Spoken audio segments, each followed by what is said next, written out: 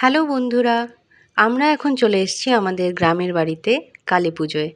এই মায়ের মূর্তি কিন্তু একদিন আগেই তৈরি করে নেওয়া হয়েছে এবং সেই মায়ের মূর্তিতেই পুজো করার প্রথা চলে আসছে। এই মায়ের বরণ কিন্তু ভীষণ সুন্দরভাবে হয় এবং এটাই দেখার মতো। আমরা সবাই জমায়েত হয়েছি এই মায়ের বরণ দেখতেই। আর এই দিকটায় দেখে নিচ্ছি আমাদের সকল আত্মীয় স্বজনেরা পৌঁছে গেছে। এখানে পিসি কাকিমা থেকে শুরু করে প্রত্যেক ভাই বোন দাদা বৌদি সবাই রয়েছে। আর এখানে আমার মা আর দিদি বসে রয়েছে। আর এখন আমরা এই বরণ দেখব।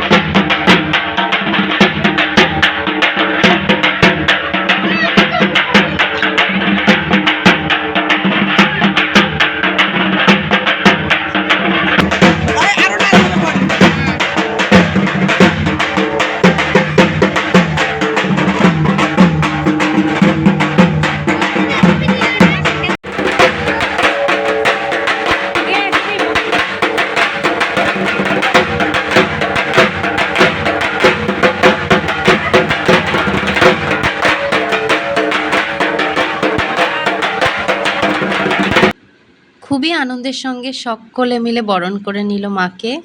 এখন মায়ের সব প্রসাদগুলো রেডি করেছে এবং ফল প্রসাদ সব কেটে কেটে এনে রাখা হচ্ছে।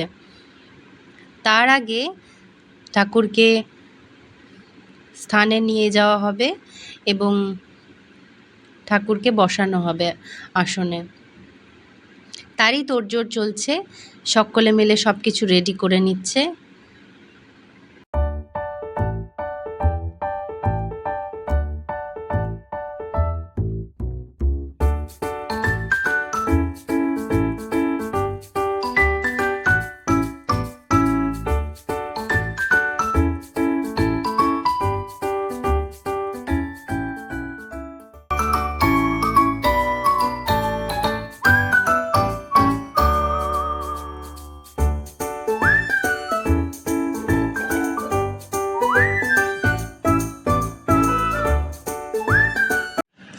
মায়ের মন্দিরের ঠিক পাশেই রয়েছে শিব মন্দির এবং এটি পাকা করা, অনেক আগেই এটি স্থাপন করা হয়েছে। আর তার পাশেই কালী মায়ের মন্দির আর শীতলা মায়ের মন্দির আপাতত এখনও কাঁচা অবস্থাতেই রয়েছে। এখন ঠাকুরের প্রতিমা স্থানে স্থাপন করা হবে, তার জন্যেই দাদারা নিয়ে যাচ্ছে ঠাকুরের প্রতিমাকে।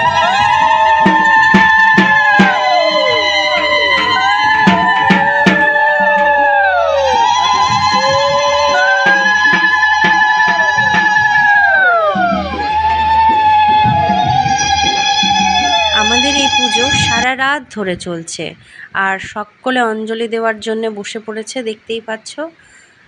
আর এদিকে কিন্তু অনেকেই বসে রেস্ট নিচ্ছে, কারণ পুজোও দেখতে হবে, আবার ঘুমেও চোখ ঢুলুঢুলু করছে। তাও সকলে মিলেই এখানে বসে পুজোর সবটা দর্শন করে নিচ্ছে।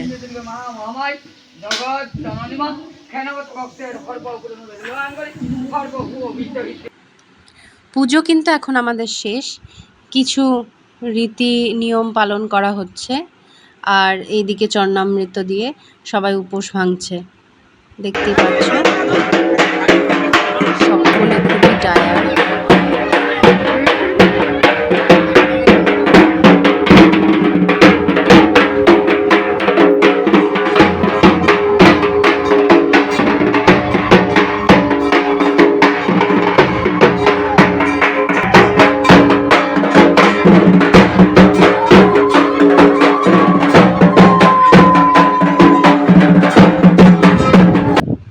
পুজো শেষ হতে হতে তখন প্রায় ভোর 3টে বেজে গেছিলো।